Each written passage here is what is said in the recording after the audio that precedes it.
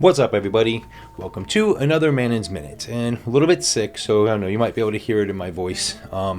It's a springtime cold, I guess. But anyway, thought I'd get a video out real quick about something that's come up to me recently that I wanted to explain that I personally call walking in the gray. So let's talk about something that a lot of people in the occult community either misunderstand or they just don't want to talk about it because it messes with their neat little boxes, so to speak. And that topic is what I like to call, again, walking in the gray. Now, what do I mean by that? Pretty simple, actually. In magic and witchcraft and in the occult, very little is truly, black and white. Most of it exists somewhere in the middle, somewhere in the gray area. And if you want to be a successful witch or magician, you have to get comfortable living there. Let me explain what I mean. A lot of people come into the craft wanting certainty. They want clear answers. They want someone to tell them exactly what is real, exactly what is not, exactly what works, and exactly what doesn't. They want the world of magic to function like a science lab where you mix two chemicals together and boom, same result every single time. But that's not how this works. Magic is not a light switch. Magic is more like trying to tune a radio. Sometimes the signal is crystal clear, sometimes it's fuzzy. Sometimes you're convinced you're hearing something and then suddenly it fades out and you're left wondering if it was ever there in the first place. That right there is the gray that I'm talking about. Now, here's something that a lot of people struggle with when they first start practicing. You have to believe in the metaphysical before you see results. That alone drives some people nuts because we live in a culture that says, I'll believe it when I see it. You hear that phrase all the time, but in magic, that attitude will shut the door before you even step inside. Imagine trying to perform a ritual, cast a spell, or communicate with spirit while in the back of your mind you're constantly saying, this is probably bullshit, or this is probably fake, this probably isn't doing anything. Well, guess what? You're basically stepping on the gas and the brake at the same time. You're sending mixed signals to your own mind and to the very forces you're trying to interact with. And the result? Nothing. Not because magic doesn't exist, but because you never allowed yourself to enter the gray in the first place. Now, don't misunderstand me here. Walking in the gray does not mean turning your brain off. It doesn't mean believing every wild claim you hear on the internet. If someone tells you they're a 10,000-year-old vampire priest from Atlantis who can summon lightning bolts from their fingertips, you're allowed to raise an eyebrow. Common sense still exists, but at the same time, you have to allow room for mystery. You have to allow space for the possibility that reality is bigger than what we see with our physical eyes. Think about it this way.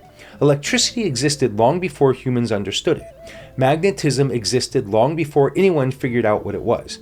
Radio waves were traveling through the air for thousands of years before someone built a machine capable of detecting them. Did those forces suddenly appear when humans discovered them? Of course not. They were there the whole time. We just didn't have the tools or the mindset to interact with them yet. Magic operates in a similar way. There are forces, patterns, and influences operating behind the curtain of everyday reality. Sometimes we glimpse them, sometimes we interact with them, sometimes we only feel their presence. But rarely do we get absolute proof wrapped up in a neat little package. And that's why a witch must learn to walk in the gray. You stand with one foot in the world of the physical and the other in the world of the unseen. And sometimes those two worlds overlap. Let me give you an example. Let's say you perform a spell for opportunity. You did the ritual, you focus your intent, you raise energy, you release that intention out into the universe. A week later, something interesting happens. Maybe someone calls you about a job opportunity. Maybe a new door opens. Maybe you run into someone who gives you a piece of advice that changes the direction of your life. Now, the skeptic will say that was coincidence. The witch will say that was magic. So, which one's right? Honestly, both of them might be. That's the gray. Because magic often works through natural circumstances rather than outside of them. The universe shifts probabilities. It nudges events. It rearranges little pieces of reality in ways that are subtle enough to blend in with everyday life. And because of that, you rarely get the kind of Hollywood-style evidence people expect. You're not going to cast a spell and suddenly watch a glowing orb fly across your living room like something out of a Marvel movie. Magic is usually quieter than that, but if you're paying attention, you start to notice patterns. You start to see how intention influences outcome. You start to see that when you align your mind, your will, and your focus, things begin to move. Not always in dramatic ways, but in ways that matter. And the longer you practice, the more comfortable you become with that space between certainty and mystery. Another place where this gray area shows up is the whole conversation about good magic and bad magic. Now, you hear people talk about this all the time.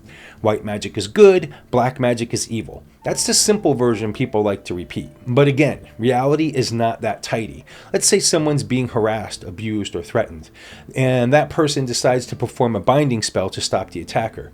Is that good magic or bad magic? Well, it depends on who you ask. So the person being protected, it might feel like justice. So the person being bound, it might feel like an attack. Life is full of situations like this where things are not clearly one thing or the other. They exist somewhere in the middle, and a witch who walks the gray understands that. They understand that intention matters, context matters, consequences matter, and it's not about blindly labeling everything as pure light or pure darkness. It's about understanding the balance between the two. And this brings me back to belief, because belief itself is a strange thing. You don't need blind faith to practice magic, but you do need openness. You need the willingness to step into ritual and say, all right, for this moment, I'm going to suspend doubt and allow this experience to unfold. You allow your imagination to engage. You allow symbolism to activate your mind. You allow emotion and focus to build. And through that process, something interesting happens. Your mind shifts. Your awareness expands. And suddenly you're operating in a different mental state than you were 5 minutes ago. That altered state of consciousness is one of the keys to magic. But if you never allow yourself to enter it because you're clinging too tightly to skepticism, then the door stays shut. Again, the gray. You don't abandon reason. You don't abandon curiosity. But you also don't strangle the mystery before it has a chance to breathe. You learn to stand between the two worlds. And honestly, that's where the real power of witchcraft lives. Right there in that middle space. Because when you walk in the gray, you begin to understand something very important. Reality is not a rigid structure. It's more like a flowing river. And your thoughts, your intentions, your rituals, they are ways of nudging that current. Sometimes gently, sometimes strongly, but always with awareness. So if you're new to the craft and you're wondering why you haven't seen fireworks yet, relax. You're not doing anything wrong. You're just learning how to navigate that gray space where magic actually happens. Be patient, be curious, pay attention to the patterns, and most importantly, allow yourself to believe just enough for the door to open. Not blind belief and not rigid skepticism. Just enough openness to step into the mystery. Because once you start walking in the gray, that's when the real journey really begins.